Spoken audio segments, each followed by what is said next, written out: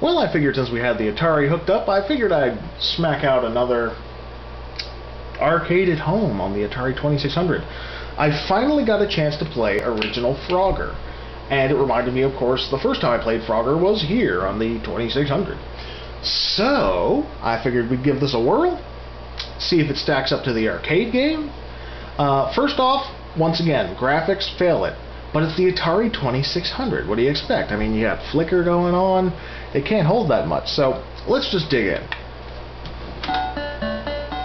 Surprisingly, it has the music. I mean, it has the Attract music and it has this music. It's a little more tinny than what's in the arcades, but I have no problem with that. I found that if you're playing Frogger on the Atari 2600, you're basically getting everything that Frogger on the arcade, in the arcades, has to offer, including squelching death, which is always a good time. There we go. See the smiley, happy little frog? I find he's a little more scary in regular Frogger, because he just looks like a big bull-eyed monster. That one looks like a little teddy bear, a little green teddy bear. I have no problem with that.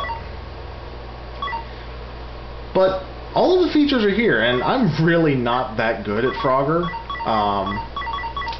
But I do know that in later levels you get your alligators, and you get your snakes, and you get your snakes on logs, and you get your flies up there in the corner there that I never have the timing for, because it's all about beating the timer, how many points you get. And of course, this is one of those point-based games, and it gets a little harder each time. Right now we got an alligator up there chomping away, can't land on his mouth.